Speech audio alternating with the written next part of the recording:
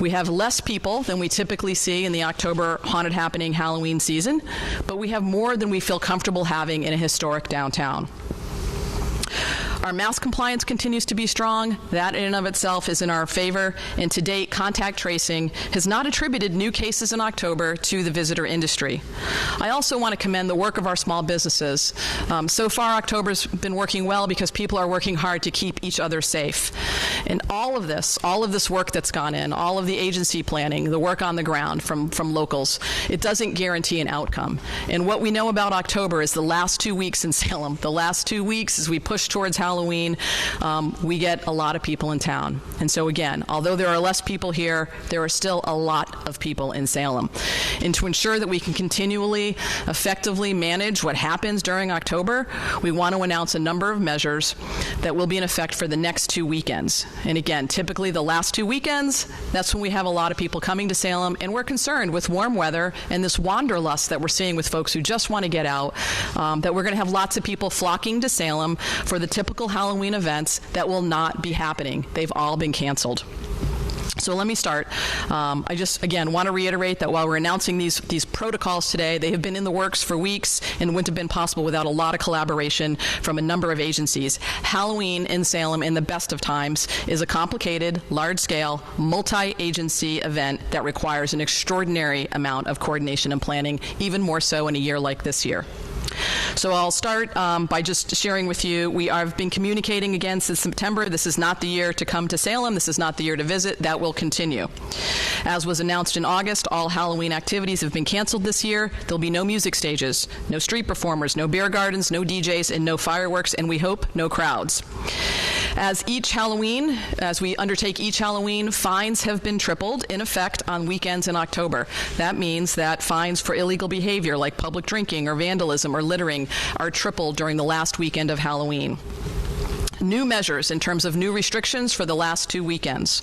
All city and private garages and lots will close to entering traffic at 2 p.m. on this Friday and at noon on Saturday and Sunday, and again at noon on Friday and Saturday and Sunday of the Halloween holiday weekend. Only downtown residents and those with reserved parking spaces will be allowed to enter. The MBTA garage, which is also located downtown, will reduce its hours for non-commuter parking. So we're not going to allow people access in after noon on weekends, 2 p.m. on this Friday. Cars that park on street, we do know that when we restrict parking, it tends to put people into the neighborhoods where we have resident parking zones. Cars will be ticketed and towed. We have additional enforcements of public safety teams coming up to ticket and tow folks parking in neighborhoods if you don't have a valid resident parking hashtag. The MBTA commuter rail trains. We are normally the busiest commuter rail train stop in the MBTA system. Trains on the weekends outbound from Boston will not stop at the Salem station on October 23rd and October 30th between 7 and 11:30 p.m. So Friday nights after commuter hours, no trains will be stopping in Salem. Will be a pass-through station.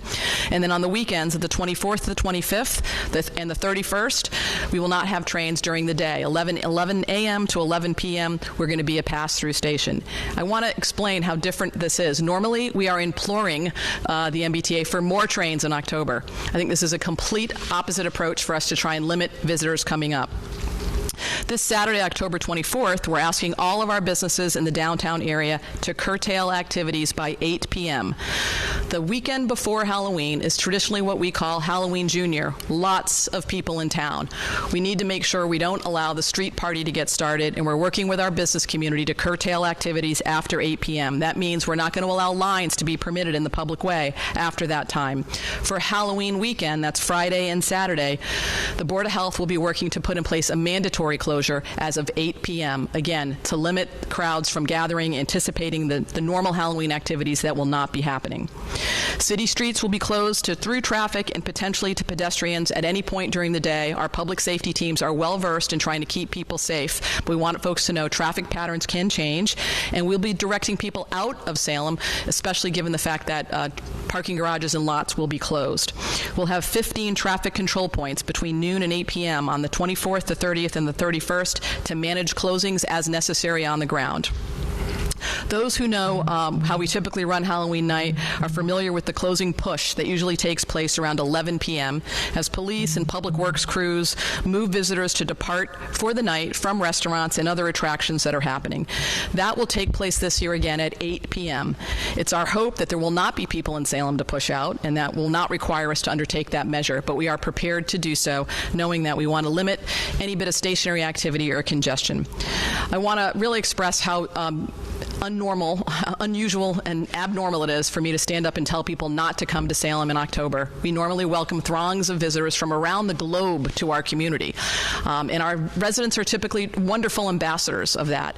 This is just not the year, and we really want to send the message that if you're coming to Salem, come in November. Save it for next year if you are intent on being here for haunted happenings or Halloween. We want to do everything that we can to keep everybody safe, including our residents who are here, the visitors who are coming, the numerous employees who work in our downtown businesses, and that's why this plan is being deployed at present.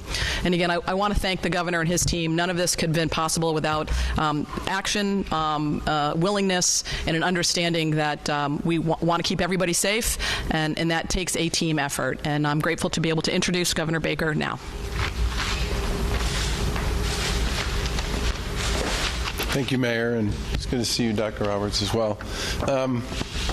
How many people here have been in Salem on either Halloween Junior or Halloween weekend? So if you haven't been here, I think it's really hard to appreciate why the mayor and her team feel so strongly about how important it is to limit the size of the crowd. We don't live that far from here. When our kids were little, we used to come over during the day. Our kids, when they got older, came over at night. And